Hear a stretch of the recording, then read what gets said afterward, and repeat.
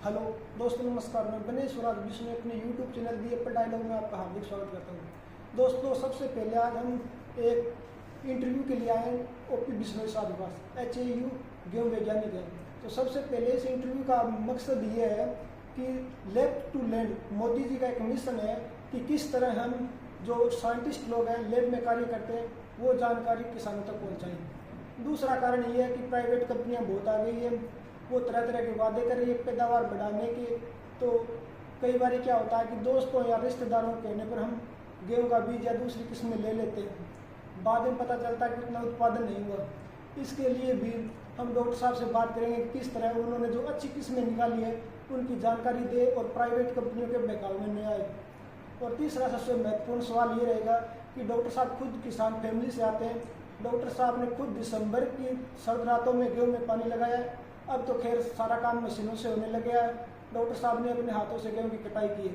जितना अच्छी तरह से डॉक्टर साहब किसानों का सुख दुख जानते हैं, उनकी तकलीफें जानते हैं, शायद ही कोई दूसरा व्यक्ति जानता हो। और कई लोग कह देते हैं कि जो साइंटिस्ट लोग हैं वो ऐसी नीचे के बीच बैठ के सलाह दे देते हैं। तो डॉक्टर साहब के साथ ऐसा नहीं है। डॉक्टर साहब खुद किसान फैमिली से जुड़े हुए हैं। आज इसी पे हम चर्चा करेंगे। सबसे पहले डॉक्टर साहब नमस्कार। नमस्कार सर, ये बताइए कि अब गेहूं की बिजाई शुरू हो गई है, तो आने वाले समय में जो 25 अक्टूबर से गेहूं की शुरू हो गई है, तो आप सबसे पहले अपना थोड़ा परिचय दे दीजिए ताकि लोगों को पता चले कि आपका डिपार्टमेंट और क्या है और गेहूं के लिए खेत किस तरह तैयार करें। तो सबसे पहले तो सभी किसान भाइयों को मेरा नमस्कार। मैं डॉक्टर ओम प्रकाश बिश्नोई, वरिष्ठ गेहूं वैज्ञानिक, चौधरी चरण सिंह हरियाणा कृषि विश्वविद्यालय हिसार। और सभी किसान भाइयों का जिस तरह अभी गेहूं का मौसम बिजाई का शुरू होने वाला है, 25 अक्टूबर के आसपास से गेहूं की बिजाई जो है अगेती स्टार्ट हो जाती है।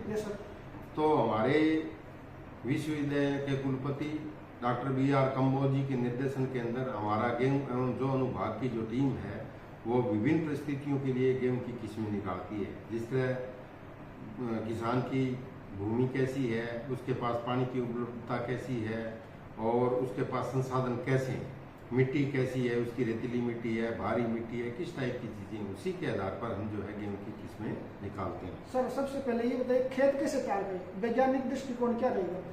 खेत तैयार करने के लिए किसानों का यही है कि जिस तरह पहली फसल जो है, चाहे वो नरमा है या कोई बाजरा है या जो भी क्रॉप थी पहले, तो उसके अंदर जो है आप हैरों से 2-3 जुताई कर लेते हैं, ऊपर से कल्टीवेटर से जुताई करके और जमीन जो है उसको भुरभुरी बना देते हैं बिजाई से पहले। सर, इसमें जो एक वेसल डोज कई बार किसान को बताया जाता है कि वेसल डोज, वैज्ञानिक कहते हैं वेसल डोज। सर, ये वेसल डोज क्या होती है, ये इतनी महत्वपूर्ण क्यों है। सबसे पहले तो मैं किसान भाइयों को ये कहना चाहता हूँ कि जो जमीन चाहे अगेती खाली हो रही हो या जमीन पहले से किसी कारणवश खाली है और उसको बिजाई जो है 25 अक्टूबर के आसपास करना चाहता है। बहुत से किसान तो ऐसे देखे मैंने पिछली बार फतेहाबाद जिले के अंदर भी है जिन्होंने 15-20 अक्टूबर के आसपास ही बिजाई स्टार्ट कर दी। तो उन किसान भाइयों को मैं कहना चाहता हूँ कि जो अगेती बिजाई जो किसान करते हैं उनको सबसे पहले तो एक बात का ध्यान रखना है कि अक्टूबर के अंदर आप उन्हीं किस्मों का चुनाव करें जो बिजाई के समय उस तापमान को सहन कर दें। जैसे अगर हम उस टाइम के ऊपर गेहूं की दूसरी किस्में अगर समय वाली किसाई में बिजाई करेंगे तो उनके जमाव पे फर्क पड़ेगा, उनके फुटाव पे फर्क पड़ेगा और आपकी पैदावार कम होगी। अगेती बिजाई का मतलब है अक्टूबर का आखिरी सप्ताह और नवंबर का पहला सप्ताह। इसके लिए हमने किस्में निकाली हुई है। 2021 के अंदर हमने जो है बहुत अच्छा उत्पादन देने वाली गेहूं की किस्म निकाली है जिसका नाम है WH 1270। इसी कड़ी के अंदर गेहूं अनुसंधान संस्थान करनाल ने DBW 187, DBW 303, DBW 327 ये 3-4 किस्में हैं। और पंजाब ने एक किस्म इसी कड़ी के अंदर निकाली है, वो PBW 872 नंबर किस्म है। तो ये 4-5 ऐसी किस्में हैं जिनको हम अगेती बिजाई करेंगे तो ना तो इनके जमाव पे कोई फर्क पड़ेगा, ना इनके फुटाव पे फर्क पड़ेगा। दूसरी किस्में आपने अक्टूबर के महीने में नहीं लगानी, जैसे HDT 86 है, आपकी जो है WH 1105 है, WH 1184 है, PBW 826 है। जो किस्में जो समय की बिजाई की है, जो 5 नवंबर से लेके 15-20 नवंबर तक बिजाई करते हैं, उन किस्मों को अक्टूबर में बिजाई नहीं करनी। अगर उनका बिजाई आप इसमें करोगे तो उनका जो जर्मिनेशन जो जमाव जो है 85-90% होना चाहिए, वो आपका 60-65% होगा, फुटाव भी कम होगा। और जिस तरह पुरानी हमारी किस्म थी WH 147, अगर इसको अक्टूबर में बिजाई कर दे तो वो तो 110 दिन में ही पक जाएगी और आपकी पैदावार नाम मात्र होगी। सर इसी टाइम वैज्ञानिक सलाह जरूरी हो जाती है, तो सर अब सन्ने वाली किस्में बता दीजिए, सन्ने पर कौन सी बिजाई करें? अब आपको अगेती किस्में जो हमने बताई, अगेती किस्में में 2 ग्रुप है हमारे अंदर। एक तो है कम खाद पानी वाली किस्में, एक अधिक खाद पानी वाली किस्में। कम खाद पानी वाली किस्मों में, जिसको हम बारानी भी बोलते हैं, उसके अंदर सबसे एक बहुत अच्छी हमारी पुरानी किस्म है C306, देसी किस्म है, जो 135-40 सेंटीमीटर तक बढ़ती है। ये ज़्यादा खाद पानी को सहन नहीं करती।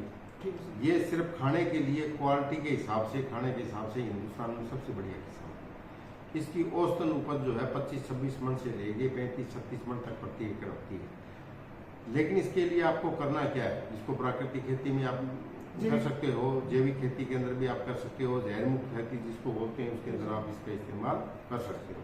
तो इन चीज़ों को के लिए आपको क्या करना है? C306 देसी किस्म जो भी किसान भाई अपने घर के खाने के लिए बोना चाहता है, क्योंकि इसका रेट भी ज़्यादा मिलता है, सामान्य का जो 2,500 रुपये है तो इसका 3,500-4,500 रुपये प्रति क्विंटल तक आता है।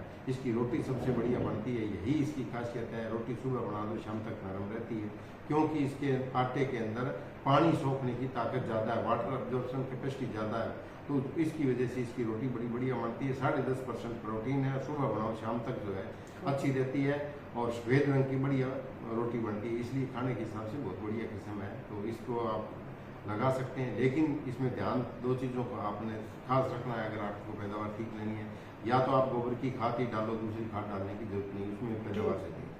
अगर खाद डालनी भी है तो आपको आधा बैग जो है DAP का नीचे डालना है, 15-20 किलो यूरिया है वो ऊपर से डालनी है। पानी 2 ही देने हैं, पहला पानी देना है 30-35 दिन पर, दूसरा 80-85 दिन पर।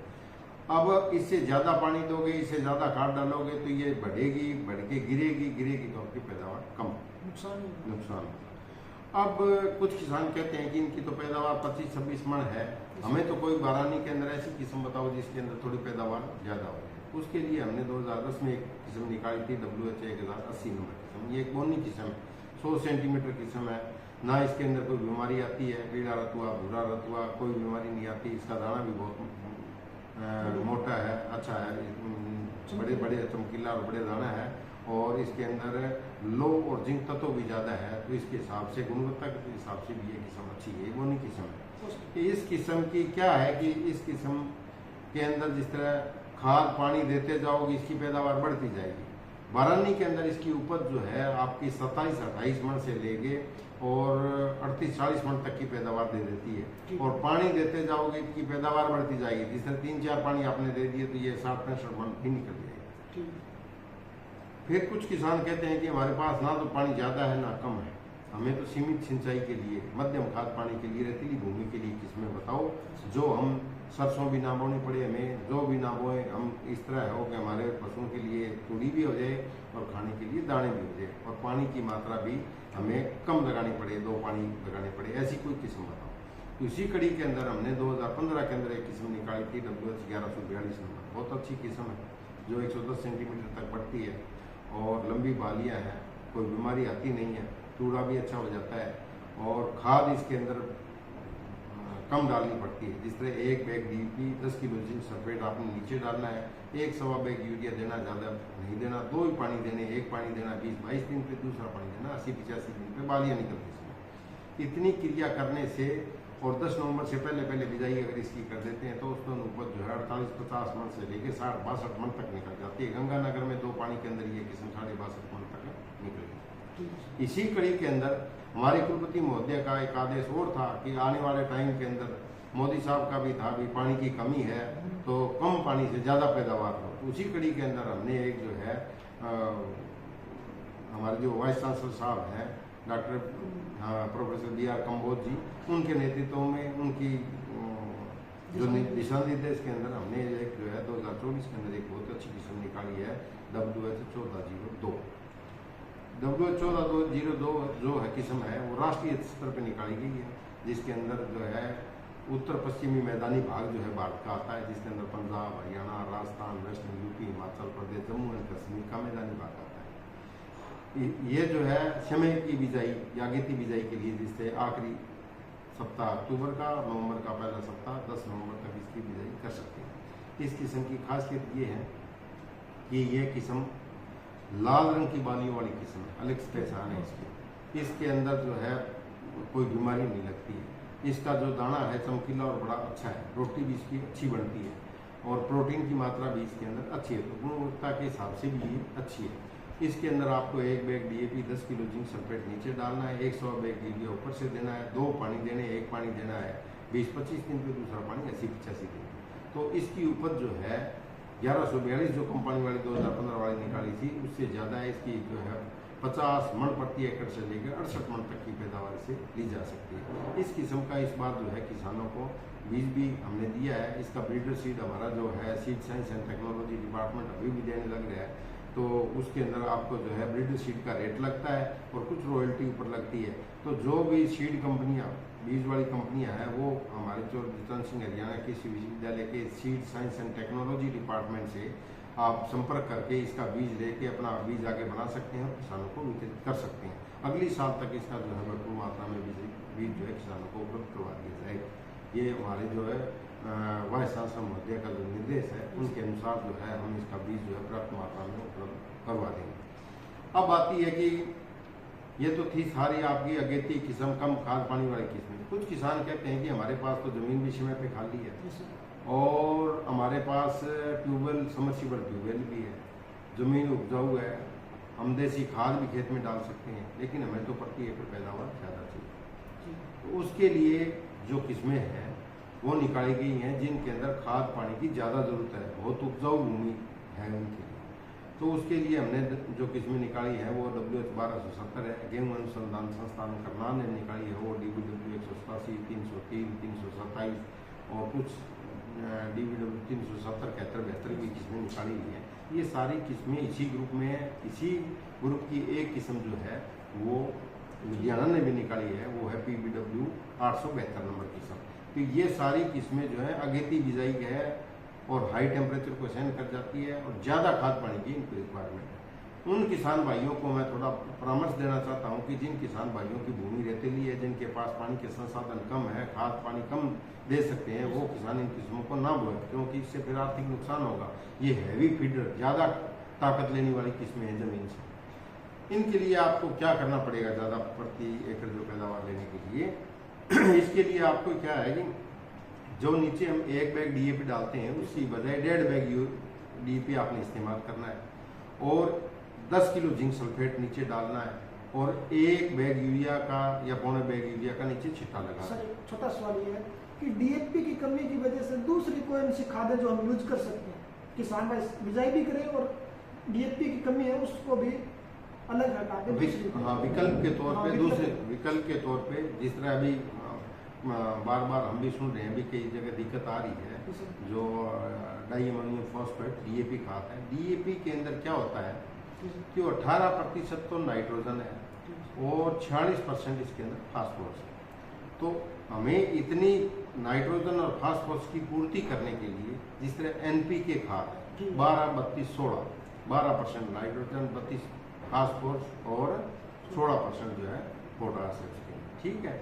तो इसका जो है NPK अगर आप बिजाई करते हैं तो जहाँ पे सामान्य बिजाई में हम 1 बैग DAP डालते हैं वहाँ पे आपको 1.5 बैग इसका NPK का डालना पड़ेगा। 1.5 बैग से उसकी सारी पूर्ति हो जाएगी, फास्फोरस की भी, नाइट्रोजन की। बाकी जो यूरिया खाद है उसी तरीके से सामान्य 2-2.5 बैग आपने सामान्य बिजाई में डालना है।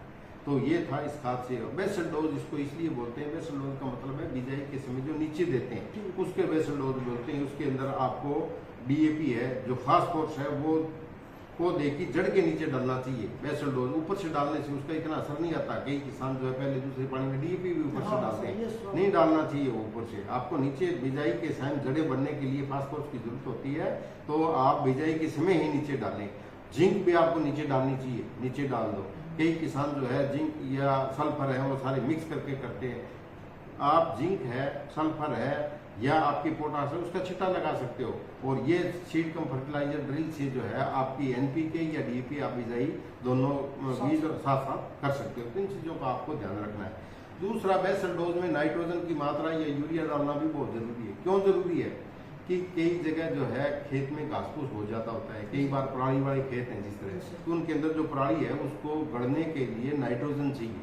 और नाइट्रोजन अगर आपने बेसल डोज में नहीं डाली तो गढ़ने के लिए वो जमीन से नाइट्रोजन ले लेगा, जो गेहूं आपकी उगती पीली होनी स्टार्ट हो जाएगी। तो उससे बचाव के लिए आपको यही करना है कि बेसल डोज में आपको नाइट्रोजन का थोड़ा छिट्टा लगाना जरूरी है, यूरिया का। वो लगाओगे तो वो जो आपकी घास फूस है उसको गढ़ने में सहायता मिलेगी, वो जल्दी गढ़ जाएगी, माइक्रोब जो है उसको जल्दी गढ़ा देंगे। गढ़ने से फिर आपको जो पौधे को ताकत लगातार मिलती रहेगी और आपका पीलापन नहीं आएगा। सर एक ये जो बीज उपचार भी बताइए, बीज उपचार कैसे करें? बीज उपचार जो है वैसे तो जो आप सरकारी संस्थाओं से जिस तरह हमारी है, हरियाणा कृषि विश्वविद्यालय का जो है फार्म निदेशालय है और हमारा जो है रामधन सिंह बीज फार्म है, ये जो है हरियाणा बीज विकास निगम हो गया, नेशनल सीड कॉर्पोरेशन हो गया, इफ्को हो गया, क्रिप्को हो गया, ये सारी सरकारी संस्थाएं हैं। इनसे अगर आप कोई सीड लेते हो तो या तो सीड आपको ट्रीटेड मिलेगा, उपचारित मिलेगा, नहीं है तो उसके अंदर कोई थैली आती है, वो रेक्सिल की मिलेगी या बायोस्टिन की आपको मिलेगी, तो उसका सूखा जो है सीड का उपचार हो जाएगा। नहीं तो अगर आपने पिछली बार नया बीज लिया है अच्छी संस्था से, और उस बीज को किसान जो है 3-4 साल तक अपने इस्तेमाल कर सकता है। आपने लिए इसका कोई हाइब्रिड बीज की जरूरत नहीं है, जिस तरह कोई बाजरा है कोई और में जो हाइब्रिड बीज है उसकी तरह नहीं है। इसका बीज एक बार आपने बढ़िया सोर्स से ले लिया, किसी विश्वसनीय जगह से आपने सरकारी संस्थान से ले लिया, तो उस बीज को अच्छी तरीके से ग्रो करके 3-4 साल तक आप इस्तेमाल कर सकते हैं। लेकिन उसमें जब घर का बीज आप इस्तेमाल करते हो तो उसमें ध्यान रखने वाली बात यही है कि आप उसको बीज जो है उसको उपचारित करके बोए। उपचारित का मतलब किससे उपचार करना है? जो हमारा बीमारी आती है खुली कंगियारी, बालियां जो काली हो जाती हैं, उनके लिए जो है हमने इनको बीज को जो है उपचारित करना है। उपचार किससे करना है? एक तो आती है कार्बेंडिजम बेवेस्टिन के नाम से जो आती है, वो 2 ग्राम प्रति किलोग्राम बीज, मतलब 40 किलोग्राम बीज आपने डालना है तो 80 ग्राम ये दवाई होगी, उसको जो सूखी है उसके बीज के ऊपर रगड़ के आप लगा सकते हो। अगर आप रेक्सिल यूज करते हो तो वो 1 ग्राम दवाई जो है 1 किलोग्राम बीज, 40 ग्राम दवाई 40 किलोग्राम बीज के ऊपर आपने डालनी है। तो इससे उपचारित करने से आपकी बालियां जो है काली नहीं होगी। तो ये था आपके उपचार से संबंधित। अब आपने बिजाई जो अगेती की तो मैंने बता दी। अब समय की बिजाई की किस्म, समय की बिजाई किसको बोलते हैं? समय की बिजाई जो है नवंबर का पहला सप्ताह से लेके 9 और तीसरे सप्ताह तक जो आप बिजाई करते हो वो समय की बिजाई है। मतलब 1 नवंबर से लेके और 20 नवंबर तक जो बिजाई है वो गेहूं का उचित समय है। इसके अंदर किस्में जो कौन कौन सी है वो लगानी चाहिए। इसके अंदर आपको किस्में लगानी चाहिए जिस तरह WH1105 2013 के अंदर हमने किस्में निकाली थी, बहुत अच्छी किस्म, इसका तना बहुत मजबूत है, गिरती नहीं है और अच्छी पैदावार देती है, ना कोई बीमारी आती है। उसमें 2019 में हमने निकाली WH1184 नंबर किस्म है, बहुत अच्छी है। करनाल ने निकाली है DBW 222 नंबर की समय, बहुत अच्छी उनकी किस्म है। पंजाब ने निकाली है PBW 826 नंबर की समय। पूसा संस्थान ने जिस तरह HD 3086 किस्म थी पहले, अब उन्होंने HD 3386 किस्म निकाल दी है। तो ये जो 5, 4, 6 किस्में हैं ये बहुत अच्छी हैं। इनका 1 से 20 नवंबर के बीच में बिजाई करेंगे। खाद के रूप में 1 bag DAP, 10 kilo zinc sulphate नीचे, 2-2.5 बैग यूरिया ऊपर से आप देंगे तो ये औसतन उपज इनकी जो है 60 मन से लेके 70-72 मन तक की पैदावार प्रति एकड़ दे देंगे। और जो अगेती बिजाई वाली जो किस्में बताई थी उनकी औसतन उपज जो है जिस तरह 1270 है और PBW 872 है, उन किस्मों की जो औसतन उपज है वो 75-76 मन से लेके 90 मन तक की पैदावार, 52 मन तक की पैदावार उन्होंने दी है। हमारे जो प्रशिक्षण है उनके आधार पर हम ये बता रहे हैं। लेकिन जहाँ पे ज़्यादा खाद पानी हमने इस्तेमाल किया, डेडी खाद इस्तेमाल करी है वहाँ पे हमें जो है ग्रोथ रेगुलेटर 2 क्रियाएं अलग करनी पड़ती हैं, वर्दी नियंत्रकों का प्रयोग करना पड़ता है। वर्दी नियंत्रक क्या है? जहाँ पे आपने गोबर की खाद भी डाल दी, 1.5 कट्टा DAP भी डाल दिया, 2.5-3 कट्टे यूरिया भी डाली है, तो जो पौधा है ज़्यादा नरम हो जाएगा बढ़वार लेके, तो उसकी बढ़वार को थोड़ा रोकने के लिए और गिरने से बचाने के लिए अपने वर्दी नियंत्रकों का प्रयोग करना है। क्या ये वर्दी नियंत्रक क्या है? क्लोरमिक्वाट के नाम से आता है, 1 टेबुकोनाजोल के नाम से आता है। क्लोरमिक्वाट जो है वो 0.2% लियोसिन, 0.2% का मतलब 2 मिलीलीटर दवाई 1 लीटर पानी में, 200 लीटर पानी प्रति एकड़ इस्तेमाल करेंगे तो 400 मिलीलीटर दवाई होगी। इसी तरीके से टेबुकोनाजोल जो है फोलिकर के नाम से जो आती है वो 0.1% इस्तेमाल करनी है। 1 मिलीलीटर दवाई 1 लीटर पानी में, 200 लीटर पानी प्रति एकड़ इस्तेमाल करेंगे तो 200 मिलीलीटर दवाई होगी। तो 400 मिलीलीटर दवाई तो आपकी लियोसिन, 200 मिलीलीटर आपकी जो फोलिकर या टेबुकोनाजोल, 200 लीटर पानी में टैंक मिक्स कर देना। मिक्स करके आपने स्प्रे करनी है 200 लीटर पानी में घोल के प्रति एकड़ स्प्रे करनी है। कब करनी है? एक स्प्रे करनी है आपने जब तने की पहली गांठ बढ़नी स्टार्ट हो 50-55 दिन पे, उस टाइम स्प्रे कर सकते हो। दूसरी है आपकी झंडा पत्ता निकलते समय, जब बाल गाभे के अंदर हो 80-85 दिन पे, उस टाइम स्प्रे करनी। इन 2 स्प्रे करने से क्या फर्क पड़ेगा? जो गेहूं का तना जो नरम हो गया है, जिसके अंदर से छोटा है और लो है, उसके अंदर धागे बढ़ के ये बन जाएगा और ये मजबूत हो जाएगा। गिरेगा नहीं तो आपकी पैदावार ज्यादा होगी। इस तरह से हम जो है 70-75 मन से लेकर 90-95 मन तक की पैदावार ले सकते हैं। सर अब थोड़ा 75 किस्म के बारे में बताइए। अब आता है कि हाँ, हमारी जो वैज्ञानिक भाषा के अंदर तो हम जो है इसका 75 किस्म कब से मानते हैं? 26 नवंबर के बाद 75 मान लेते हैं। और जमींदार की भाषा के अंदर जो है हमारा जो है पूरा दिसंबर का महीना जो 75 बिजाई के लिए, 75 बिजाई क्यों करनी पड़ती है? कई बार बारिश होगी, खेत जो बतर नहीं आया, कई बार गाजर से खेत खाली हुआ है, कई बार आलू से लेट खेत खाली होता है। अब तो जल्दी खाली होने लगे, नरमे से, इनसे भी, गुआर से भी, नहीं तो वो भी लेट होते थे पहले। किस्में अब ऐसी आगे जो जल्दी कट जाती हैं, जिनकी वजह से ज़्यादा देरी नहीं होती। फिर भी अगर गन्ने से या किसी और वजह से आपको 75 बिजाई करनी है, 75 बिजाई करनी है तो दिसंबर के महीने, तो उसमें सबसे पहले ध्यान रखने वाली बात है 75 किस्मों के लिए कि आपको उचित किस्म का चुनाव करना है। ठीक है। जो अगेती किस्में बिजाई हम करते हैं वो पकती है 155-60 दिन के आसपास, और जो शमे वाली किस्में हैं वो 140-45 दिन में पकती हैं। 75 किस्मों ऐसी निकालते हैं हम जिनका पकने का समय जो है 120 और 25 दिन, 120-25 दिन में पकेंगी तो उनका दाना नहीं पिचकेगा गर्म हवाएं चलते समय, पकते समय, और वो उस तापमान को सहन कर जाती हैं और उनकी पैदावार अच्छी होती है। दाना नहीं पिचकेगा, अच्छा दाना होगा तो वो किस्म अच्छी होगी। इसके अंदर मुख्यतः हमारी किस्में हैं WH 1124 2014 के अंदर किस्में निकाली थी, जो 122-25 दिन में तैयार हो जाती है। और इस किस्म की औसतन उपज जो है 48 मन से लेके 55-56 मन तक की पैदावार दे देती है। इसी कड़ी के अंदर जो दूसरे संस्थान हैं जिन्होंने 75 किस्में निकाली है, उसमें PBW 771 है, HD 3059 है, HD 3298 है। ये सारी 75 किस्में जो है इसके अंदर है। और 75 किस्मों जो है उनके अंदर खाद आपने कितना, 1 bag DAP, 10 kilo zinc sulphate और यूरिया ऊपर से 2 ही बैग देने, ज़्यादा नहीं देने। कई बार किसान क्या करता है कि 75 बिजाई के अंदर ज़्यादा खाद देता है ताकि ये सोचता है कि जिन्होंने समय पे बिजाई करी, अगेती बिजाई करी, उनके बराबर में पैदावार कर लूँगा। तो ज़्यादा नाइट्रोजन देने से क्या होगा कि इसका जो पकने का समय है 120-25 दिन का, वो 120-25 दिन की बजाय वो 135 दिन पे चला जाएगा, लंबा हो जाएगा। लंबा समय होगा तो जो पकते समय मार्च के आखिर में या अप्रैल के पहले सप्ताह के जो अंदर जो गर्म हवाएं चलती हैं, उन गर्म हवाओं की वजह से इसके अंदर जो दाने बढ़ने की प्रक्रिया है वहाँ पे जो है उस तापमान का प्रभाव पड़ेगा। दाना जो है पलंग मोटा होने की बजाय सिकुड़ जाएगा। दाना सिकुड़ेगा तो आपकी पैदावार कम होगी। एक तो आपको ज़्यादा यूरिया खाद डालने से आर्थिक नुकसान हुआ, दूसरा आपका पैदावार का भी नुकसान हुआ।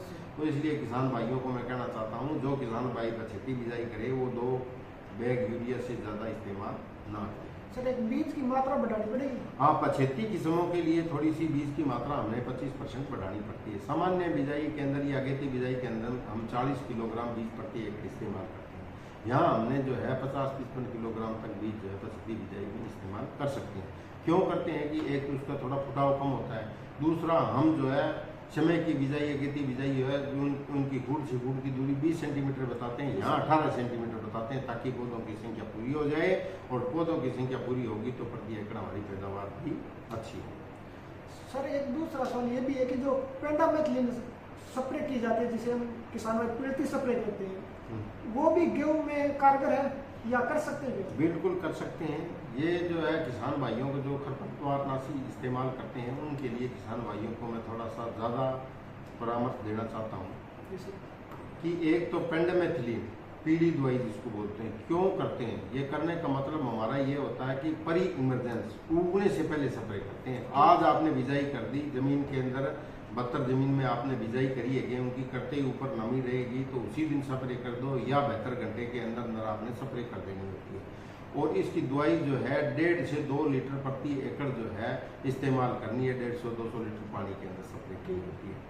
अगर आपकी ज़मीन हल्की है, रेतीली है तो 1.5 लीटर में काम चल जाएगा। भारी ज़मीन है, चिकनी मिट्टी है तो 2 लीटर दवाई आपको इस्तेमाल करनी पड़ेगी। और इसके अंदर औकीरा नाम की दवाई भी साथ में डालते हैं, तो उसके डालने से जो है इसका जो है खरपतवार का नियंत्रण जो है 80% तक हो जाता है। और अकेली पेंडामिथिलिन डालोगे तो उससे आपका 50% तक का जो है खरपतवार है वो जमेंगे नहीं, तो आपका जो पहले ही कंट्रोल अच्छा हो जाएगा। सर दूसरी दवाई कौन सी बताइए, एक बार रिपीट करना सर। एक तो ये आपका जो पेंडामिथिलिन है, इसके साथ औकीरा नाम की दवाई आती है, हाँ वो थोड़ी सी साथ में डाल देते हैं तो इसका जो मैनेजमेंट है वो अच्छा हो जाता है। अब ऊपर से जो स्प्रे करते हैं कंट्रोल करने के लिए, तो चौड़ी पत्ती वाली हो चाहे संकरी पत्ती वाली हो, वो खरपतवार नाशियों के ज़्यादा जो नाम है वो जो है सच्चे वैज्ञानिक जो है एग्रोनॉमी वाले ज़्यादा बता सकते हैं, लेकिन मैं इसके टाइम ऑफ एप्लीकेशन, इसको स्प्रे करने का समय वो बड़ा महत्वपूर्ण है। जिस तरह हमारे वैज्ञानिकों की सलाह है कि वो 30-35 दिन से कर देनी चाहिए। मतलब आपने 21 दिन पे पहला पानी लगाया, जो बहुत क्रिटिकल स्टेज होती है जिसके ऊपर पानी लगाना बहुत जरूरी होता है, क्योंकि सीखे जड़ें निकलती हैं। अगर इस पे सही टाइम पे पानी नहीं लगता, पहला पानी ज़्यादा लेट कर देते हो तो आपकी पैदावार 1/3 जो है कम हो जाती है। तो पहला पानी जो अपने 20-25 दिन तक हर हालत में लगाना है। पानी लगाते ही आपने 72 आते ही इसमें स्प्रे करनी है। वीडी साइड की कई तो टैंक दोनों तरह के इकट्ठी आती है, चौड़ी पत्ती और संकरी पत्ती अलग अलग आएगी, नहीं है तो उनके 2-4 दिन के अंतर के ऊपर दोनों स्प्रे जो आप कर सकते हो। लेकिन ये जो स्प्रे करनी है ये आपको 40 दिन से पहले हर हालत में कर देनी है। सर एक सवाल हो रहा है, पिछली बारी कुछ किसानों की समस्या थी कि गेहूं पीला हो रहा था, वो पीले रहते हुए या पीला किस वजह से हो रहा है वो नहीं समझ पा रहे थे, तो उसका क्या कारण था? लोहे की कमी थी, ज्यादा नमी थी, वो कारण क्या था वो थोड़ा बताइए। गेहूं में पीलापन आने के 2-3 मुख्य कारण हो सकते हैं। एक तो जिस तरह मैंने बताया भी आपने नाइट्रोजन बेस्ड डोज के ऊपर नहीं डाली, तो जो खेत में कचरा है उसको गढ़ने के लिए नाइट्रोजन जो नीचे है भूमि के अंदर वो इस्तेमाल हो जाती है और पौधा पीलापन शो करने लगता है। एक कारण तो ये वो तो नाइट्रोजन की कमी होती है, तो वो आप बेस्ड डोज में नाइट्रोजन का इस्तेमाल करती है। दूसरा पीलापन है, कई बार सल्फर की कमी आ जाती है, वो आप इनके पहचान नहीं, माइक्रोन्यूट्रिएंट की डेफिशिएंसी के जो सिम्टम है, इनकी कमी के लक्षण है वो पहचान नहीं पाते, लेकिन हमारा ई मौसम ग्रुप है इसके अंदर आप डाल सकते हो, हम बता देंगे। तो उसके अंदर क्या है, या जिस तरह लंबा धुंध का पीरियड आपका चल गया, उसकी वजह से जो ऊपर वाली टोखी है वो पीली हो जाती है। नुकीला जो पत्ता है, हमारी जो W711 किस्म है वो बड़ी सेंसिटिव होती थी, सबसे पहले इसमें लक्षण दिखाई देने लग जाते हैं, क्योंकि लो टेम्परेचर होने की वजह से, तापमान कम होने की वजह से भूमि से तत्व जो है पौधा नहीं ले पाता, तो उसकी वजह से पीलापन उसमें स्टार्ट हो जाता है। वो तो वो जो धूप निकलेगी तो अपने आप रिकवरी हो जाती है, लेकिन फिर भी आप जो है इसमें स्प्रे कर सकते हो। किसकी? फेरस सल्फेट, जिसमें आयरन और सल्फर दोनों आ जाती है। ये 1 किलोग्राम 100 लीटर पानी में घोल के प्रति एकड़ आप स्प्रे कर सकते हो। और फेरस सल्फेट होता है क्या है, राकसिस के नाम से ये आपका जो है पंसारी की दुकान पे भी मिलता है, 20-25 रुपए किलो मिल जाएगा। इसको अपना कूट के अच्छी तरीके से और 100 लीटर पानी में घोल के स्प्रे कर दोगे तो आपकी आयरन 2 तत्व की पूर्ति हो जाएगी और सल्फर की भी हो जाएगी। सर ये जो राकसिस है ये हरे कलर में भी आता है और भूरे और लाल कलर में आता है, तो हरे वाला ही करना है। हरे वाला किसान भाई थोड़ा ये ध्यान रखें। हरे रंग का है राकसिस, इसीलिए इसे राकसिस नाम रखा गया है। तो ये अगर वहाँ से लाते हो तो ये चीज़ है, बाकी तो दुकानदारों के पास तो फॉर्मुलेशन अलग टाइप की मिल भी जाएंगे आपको। सर कि CRI स्टेज क्या होती है और इतनी महत्वपूर्ण क्यों है सर? CRI स्टेज जो है हमारी, इसको क्रिटिकल स्टेज बोलते हैं, शिखर क्राउन रूट इनिशिएशन से इसका नाम पड़ा है CRI क्राउन, शिखर जड़ें निकलना। शिखर जड़ें जो जैसे गेहूं का पौधा है उसको जैसे ही जर्मिनेट होगा तो उसके अंदर जड़ें निकलनी स्टार्ट हो जाती है, तो 21 दिन के बाद ऊपर की भूमि सूख जाती है तो उसको नमी नहीं मिलेगी, तो वहाँ से शिखर जड़ें निकलनी स्टार्ट होती है, तो उस टाइम नमी रहनी बहुत ज़रूरी है। इसलिए 21 दिन पे पानी देंगे तभी उसका फुटाव अच्छा होगा, नहीं तो फुटाव नहीं होता, इसलिए ये बहुत ज़रूरी है। दूसरा पानी ज़्यादा महत्वपूर्ण है वो 80-85 दिन के ऊपर, जब बाल गाभे में आ जाए और हेडिंग स्टार्ट होने वाली हो, उस टाइम बीच में दिक्कत आती है। तो ये 2 पानी जो ज़्यादा महत्वपूर्ण बताए गए हैं, बाकी तो 20-20 दिन के अंतर पे आप 4-5 पानी दे देते हैं। सर एक गेहूं में यूरिया मैनेजमेंट पे बताइए कुछ, यूरिया किस तरह यूज करें? कई बार किसान भाई क्या होते हैं कि दूसरे किसान को दे के यूरिया डालने शुरू कर देते हैं, 5 कट्टे 6 कट्टे तक डाल देते हैं, तो ये कितना सही है? यूरिया कब कब और किस स्टेज में देनी चाहिए, थोड़ा ये बताइए। यूरिया खाद का जो इस्तेमाल है, वैसे तो आपको भूमि का जो है मिट्टी टेस्ट करवा के और उसी के आधार पे आपको डालना चाहिए, लेकिन हमारी जो है मोटे तौर पर जो सिफारिश है उसके अंदर यही है कि जिस तरह आपने DAP डाले हैं नीचे 1 कट्टा, उसके अंदर भी नाइट्रोजन आई है और 15-20 किलो नीचे छिट्टा लगा दिया यूरिया का बेसल डोज में, वो भी ठीक है।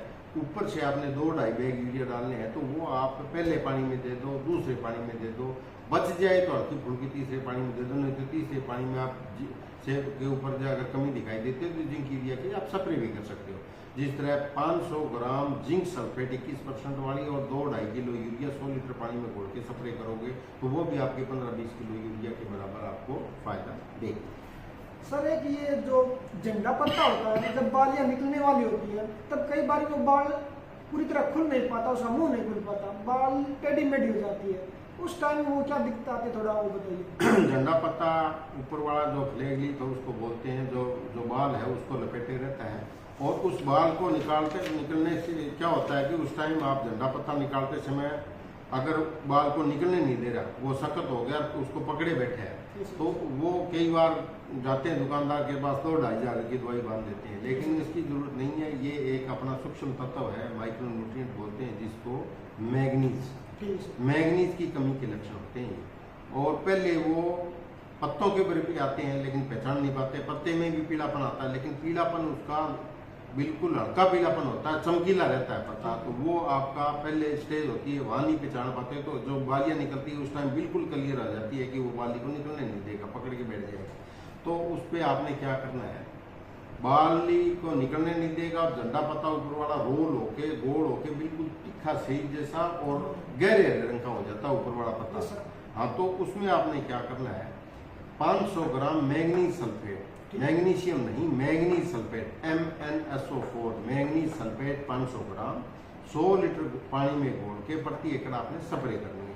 उससे ये झंडा पत्ता लूज हो जाएगा और बाली निकलनी स्टार्ट हो जाएगी। फिर भी नहीं होती है तो आप 10 दिन बाद में एक स्प्रे और रिपीट कर सकते हो, दोबारा कर सकते हो, जिससे आपकी समस्या दूर हो जाएगी। सर कई बार किसान भाइयों को बिजाई समय पोटाश नहीं दे पाते और बालियों में दाना बनने के लिए पोटाश बहुत जरूरी है, तो इसकी कमी को पूरा करने के लिए क्या कुछ?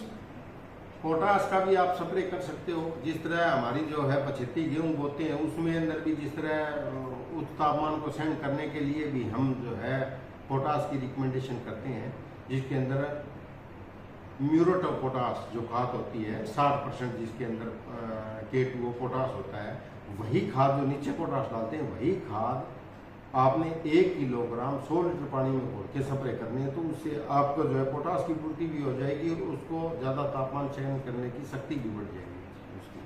सर एक थोड़ा लास्ट पानी के बारे में बताइए, कई बार लास्ट पानी देने पर गेहूँ गिर जाती है, तो कब उस टाइम क्या क्या ध्यान रखना चाहिए, थोड़ा लास्ट पानी बताइए। जिस तरह गेहूँ की खेती के लिए, सामान्य गेहूँ की खेती के लिए हम 6 पानी की रिकमेंडेशन करते हैं, 6 पानी की सिफारिश करते हैं। पहला पानी 20-22 दिन पे, दूसरा पानी 45 दिन पे, तीसरा 65 पे, चौथा पानी जो है 85 पे, पाँचवा 105 पे और छठा पानी जो है 120 दिन पे। ठीक है सर। लेकिन छठे पानी देते समय ध्यान रखना है, क्या रखना है, उस टाइम क्यों दाने बनने स्टार्ट हो जाते हैं और कई अगेती किस्म है जिनके अंदर पकड़ने जो 5-4 दिन का पकड़ने का फर्क रहता है तो उनके दानों के अंदर वजन बहुत ज़्यादा हो जाता है, जिस तरह DBW 187 है और HD 3086 है, 1105 है, ये 2-4 दिन पहले पकड़नी स्टार्ट हो जाती है। तो इन किस्मों के अंदर पानी लगाएं तो एक तो पानी हल्का लगाना है और पानी जब तेज़ हवा ना चले उस टाइम लगाना है, और अगर 2-4 अगर बारिश हो जाए तो पानी लगाने की जरूरत ही भी नहीं है। ठीक है। तो कई बार किसान कहते हैं पानी हल्की और भारी क्या होता है, तो किसानों को मैं कहना चाहता हूँ कि जब पानी लगाते हैं तो एक तो क्यारी भर दी आपने, जी सर। तो उससे पानी जमीन पूरी गड़ गई, तेज हवा चलेगी तो गिरेगी तो आपकी पैदावार कम होगी। जी सर। तो जब पानी लगाते हैं तो जब आपको पौनी क्यारी तक जब चलाया जाए पानी, तो उस टाइम नक्का बंद कर दो पीछे से, वो पानी धीरे धीरे सड़क के पहुंच जाएगा, रिंग हो जाएगी सारी, उससे आपका जो है पूर्ति हो जाएगी। एक बार जो है लोकल क्लाइमेट जो है उसका गीला हो जाएगा और पकने वाले जो दाने हैं उनको नमी मिलती रहेगी, अच्छे दाने आपके पक जाएंगे।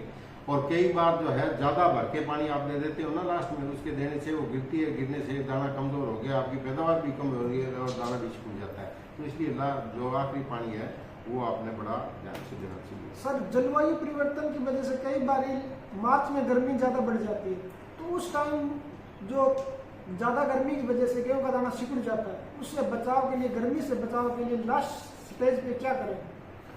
जिस तरह पिछले काफी समय से जो है हमारा जो है वातावरण के अंदर दिन प्रतिदिन जो है तापमान जो है बढ़ता जा रहा है, लेकिन ज्यादातर हम किस्में भी जो है रेजिलियंट टेम्परेचर रेजिलियंट जो किस्में निकालते हैं, जिसके अंदर जो आपकी जो किस्में हैं सहनशील उस तापमान को सहन कर जाए। जिस तरह अगेती के लिए हमने 1270 निकाली है, 75 के लिए 1124 निकाली है। पहले तो हमारा काम रहता है कि ऐसी किस्में निकालें जो हाई टेम्परेचर को पकते समय सहन नहीं कर जाए, लेकिन फिर भी अगर है तो उसके अंदर ज़्यादा टेम्परेचर बढ़ता है। कई बार रात का टेम्परेचर और दिन का टेम्परेचर बहुत बढ़ जाता है। जिस तरह औसतन तापमान जो है इसका 20-22 डिग्री के आसपास दिन रात का रहना चाहिए, और जैसे ही औसतन तापमान 23 डिग्री से ऊपर बढ़ना स्टार्ट हो जाता है दाना भरते समय, तो उसके अंदर पौधे के ऊपर तनाव बढ़ना शुरू हो जाता है। तो उस स्टेज के अंदर एक तो आपने लाइट इरिगेशन पानी देना है। फुहारे वाले हैं वो अपने दिन के अंदर घंटा 1.5 घंटा जो है फुहारा चला दें, ताकि वातावरण के अंदर जो नमी बनी रहेगी तो टेम्परेचर डाउन रहेगा।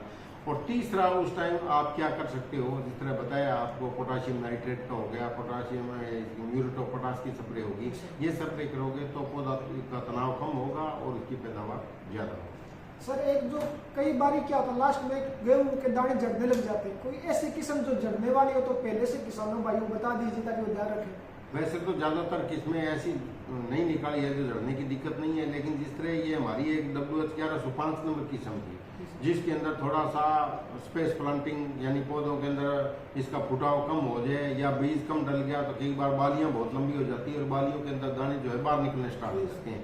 तो ऐसी किस्मों का जो है आप कटाई जो करते हैं इनका 2-4 दिन पहले कटाई कर लेनी चाहिए। जिस तरह पीली पड़ने लगे उसी टाइम कटाई करने स्टार्ट कर दो, ताकि आपके झड़ने का जो है नुकसान नहीं होगा। और ज़्यादातर किस्में झड़ने वाली ऐसी नहीं है जिनके अंदर ये। एक आखिरी बात मैं जो किसानों को कहना चाहता हूँ, वो पिछले काफ़ी समय से हमारे पास जो है बड़ी दिक्कत आई है, बार बार फोन भी आते हैं कि हमारी गेहूँ के अंदर तो दाने नहीं पड़े, बालियों के अंदर रगड़ के दिखाते हैं, देखो दी हमारी बालियों के अंदर तो दाने नहीं पड़े। ये खुद अपना नुकसान खुद करते हैं। क्यों करते हैं कि हमारी जो वैज्ञानिकों की सिफारिश है वो ये है कि आप खरपतवारनाशी दवाई है वो 30-35 दिन के ऊपर करो, ज़्यादा से ज़्यादा 40 दिन तक करो। तो बिजाई से तुरंत बाद वाली स्प्रे पर इमरजेंस करो, पोस्ट इमरजेंस करनी हो 40-45 दिन से पहले हो जानी चाहिए। उसके बाद अगर आप स्प्रे करते हो कोई वीडीसाई खरपतवारनाशी, तो पौधे का जो है रिप्रोडक्टिव सिस्टम स्टार्ट हो जाता है, पौधा का जब बढ़ना स्टार्ट हो जाता है। तो जिस तरह एंटीबायोटिक जो है ना पशुओं को देते हैं ना आदमियों को देते हैं, लेडीज को, तो उसी तरीके से पौधे का सिस्टम है अपना। अगर उसके अंदर आप बाद में स्प्रे करोगे तो उसके रिप्रोडक्टिव सिस्टम पे फर्क पड़ेगा, जिसके अंदर से आपकी बालियां टेढ़ी मेढ़ी निकलेगी, बालियों के अंदर बालियों में से बालियां निकलनी स्टार्ट हो जाएगी। जिस तरह एक बाली में 2-3 बाली होगी, बाली फूलगी बीच में से, या उसके अंदर दाने नहीं पड़ेंगे। बहुत किसानों का हमने करनाल में पिछली बार जो है हमारे कुलपति महोदय के आदेश से किसानों का जो है खेत निरीक्षण करने के लिए हमारी वैज्ञानिकों की टीम गई थी वहाँ जाके देखा कि उसने 80-85 दिन में स्प्रे कर रखी थी, जिसकी वजह से उनके अंदर बालियों के अंदर दाने नहीं पड़े, क्योंकि स्टेरिलिटी बांझ बना जाता है जिससे। तो आप उचित समय के ऊपर 40-45 दिन से पहले स्प्रे कर ले। उसके बाद अगर घास है तो या तो हाथ से निकाले या उसको रहने दे, नहीं तो आपका नुकसान बहुत ज़्यादा होगा। मंगाड़ी गांव में पास के अंदर 20 किलोग्राम भी नहीं हुआ 1 एकड़ के अंदर, क्योंकि उसने बालियाँ निकलने के बाद में स्प्रे कर दी, दाने ही नहीं पड़े। तो सर थोड़ा जो के बारे में बताइए। हाँ, जिन किसान भाइयों की भूमि रेतीली है या जहाँ नमकीन भूमि है वहाँ पे जो सबसे ज़्यादा नमक सहन करने वाली फसल है। गेहूँ अगर नमकीन जमीन में बोनी है तो उसके लिए हमारा जो लवणता अनुसंधान केंद्र है करनाल के अंदर, तो CSIR करनाल जो है central soil salinity research institute Karnal, उसने 2 किस्में अच्छी निकाल रखी हैं, KRL 210 और 213, 50 किलोग्राम बीज प्रति एकड़ डाल के और नमकीन भूमि के अंदर आप अच्छी पैदावार दे सकते हैं। और दूसरा जो है नमक सहन करने वाली फसल है तो जो की खेती कर सकते हैं, जो के अंदर मुख्य रूप से 2-3 किस्में हैं, BH 393 है, BH 946 है और BH 885 है जो 6 रोड है, 6 पंक्तियों वाली है। एक गेहूँ जो अनुसंधान करनाल ने निकाली हुई है DWRB 137 नंबर की चैनल, वो भी बहुत अच्छी है। तो इसका 35 किलोग्राम बीज प्रति एकड़ के हिसाब से इस्तेमाल करके और 15 नवंबर से 30 नवंबर के बीच इसका उचित समय 2 ही पानी देने, खाद की मात्रा भी आपने कम डालनी है, पौने एक बैग DAP नीचे डाल दिया और 100 बैग यूरिया इस्तेमाल करना, ज़्यादा इसमें नहीं करना, तो जिससे आपकी औसतन उपज जो है इसकी 50-55 मन से लेके 60-65 मन तक जो है आराम से निकल जाती है और आपको अच्छी पैदावार मिलती है। डॉक्टर साहब ने हमें अपने बिजी टाइम में इतना महत्वपूर्ण समय दिया, इसके लिए डॉक्टर साहब का बहुत बहुत धन्यवाद। धन्यवाद सबको।